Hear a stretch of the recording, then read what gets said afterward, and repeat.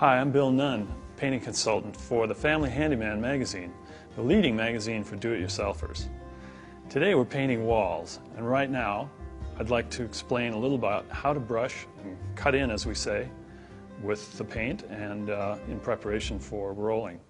For brushing paint, instead of working out of this full can, I'm going to pour off a little bit into my container. Just maybe about an inch or so of paint in the bottom will be enough to work from. It makes it a lot easier to load and unload a brush, and it's also a lot safer than working out of a full paint can. Quite often I find that paint is too thick to brush straight out of the can like this. If I had any doubts about that, I would add a little extender, and there are several on the market, which is a great thing to have on hand to just loosen up the paint that you're working from in your paint pot. It makes it brush out better and will stay open longer on the wall, which is an advantage for brushwork. So now we're set up to brush. Let's cut in our wall. So let me explain about loading a brush. I would dip it into our paint. We've got about an inch at the bottom here. Not more than half the bristles is all.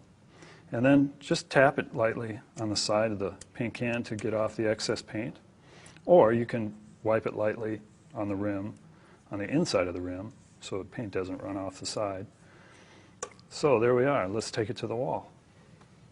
I'm going to start at the ceiling line and brush along the ceiling. If you just hold your arm steady and move your body, that's a big help. It's also very helpful to get your body up where you can see clearly. You probably won't get a perfect line on the first pass. So I'm just going to take a second pass here to kind of broaden my painted line. And also, you can see at the bottom of my brush here, it's kind of feathering off, making a gradual transition between the new paint and the old. And that will help when we come to roll into this or up to this painted line.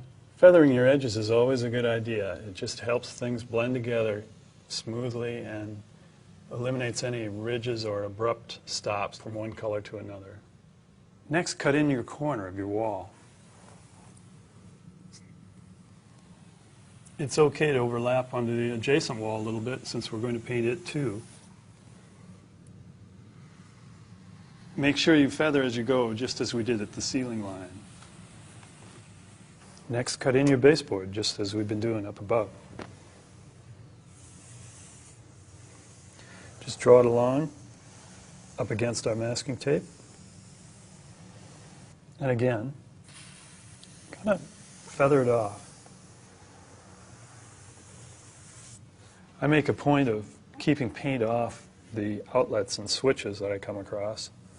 And so with your brush, you can just cut in around the opening and leave them pretty well unscathed. Now we've come to a window, and we'll cut in along the left edge. Just follow the line down. Remember, you'll get a second chance to fill in the blanks.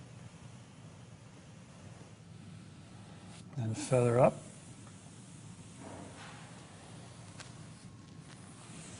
And that looks pretty good.